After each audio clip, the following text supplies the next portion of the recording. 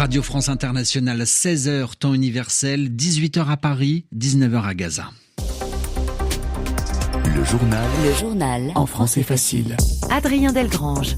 Bonjour à toutes et à tous, nous sommes le 19 octobre et au sommaire de cette édition, au 13e jour de la guerre entre Israël et le Hamas, les Palestiniens attendent une aide humanitaire. Les premiers camions chargés de nourriture et de médicaments devraient entrer demain à Gaza par le point de passage de Rafah. En France, les funérailles de Dominique Bernard, des centaines de personnes ont assisté aujourd'hui aux obsèques de ce professeur poignardé à mort vendredi dernier à Arras. Un ouragan se forme au large des côtes mexicaines, un ouragan de catégorie 3. Et puis enfin, décerné par le Parlement européen, le prix Sakharov a été attribué aujourd'hui à Mahsa Amini et au mouvement Femmes, Liberté et Vie en Iran. Voilà pour les titres. Soyez les bienvenus. Gaza bombardé jour et nuit par l'armée israélienne et ce en représailles à l'attaque du Hamas le 7 octobre dernier. Selon un dernier bilan qui vient d'être communiqué, au moins 3785 Palestiniens ont été tués depuis le début de cette guerre entre Israël et le Hamas, indique le ministère de la Santé du Hamas. Le témoignage dans ce journal de ce Gazaoui, il s'appelle Youssef Hamash. Il travaille pour une ONG norvégienne de défense des droits humains à Khan Younes. Khan Younes est une des villes qui composent Gaza, située dans la partie sud de l'enclave. Ce matin, au téléphone avec Alice Froussard, il racontait la situation. La nuit dernière a été très difficile, spécialement autour de Khan Younes. Il y a eu une attaque en face d'une école de l'UNRWA, alors que des milliers de personnes avaient trouvé refuge à l'intérieur. C'était le chaos. Les gens ont essayé de s'en échapper, mais ils ne savaient pas où aller. Des centaines de personnes ont commencé à courir dans les rues. Même les ambulances ne pouvaient pas entrer parce qu'il y avait foule dehors, puisque les gens étaient sortis de l'école. Au moins 5 personnes ont été tuées et une dizaine ont été blessées. Et là, nous nous réveillons. C'est un autre jour où nous devons accomplir notre mission quotidienne. Essayer de trouver du pain et de l'eau. C'est vraiment problématique de trouver de l'eau à Khan Younes et dans tout le sud en général. Car Khan Younes n'a pas la capacité de subvenir aux besoins de toutes ces personnes qui sont venues se réfugier ici. C'est rempli de personnes qui viennent du nord de l'enclave et de la bande de Gaza, qui n'ont nulle part d'autre où aller.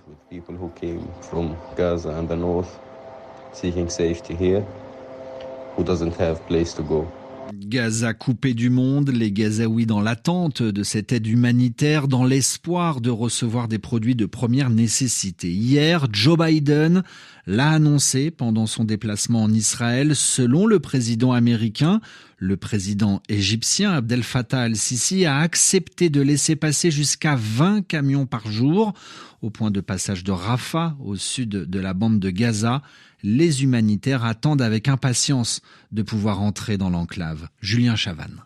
De longues files de camions attendent devant le point de contrôle de Rafah, environ 150 poids lourds chargés d'aide humanitaire.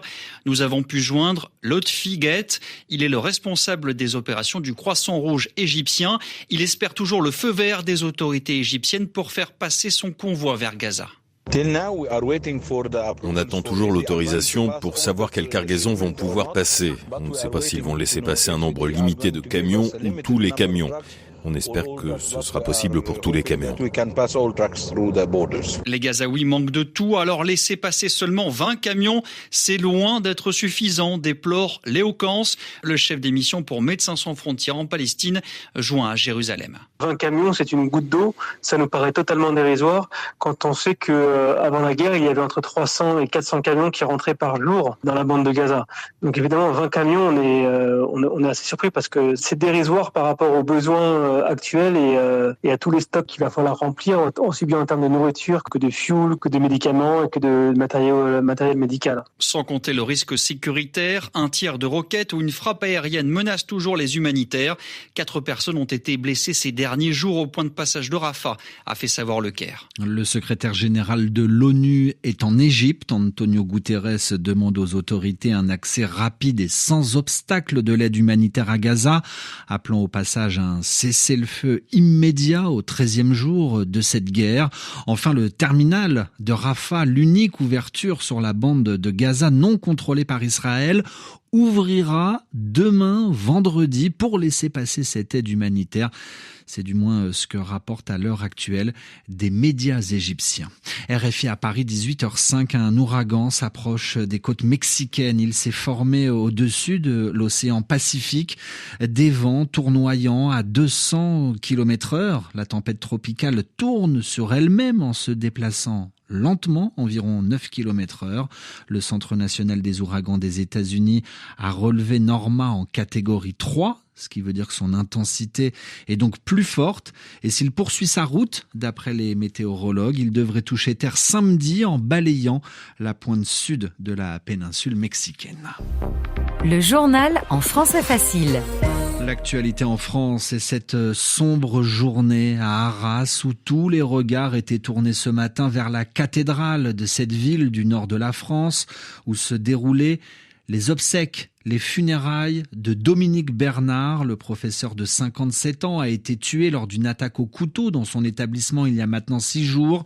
Lucie Bouteloup, bonjour. Bonjour Aurélien. Une cérémonie empreinte d'une très forte émotion.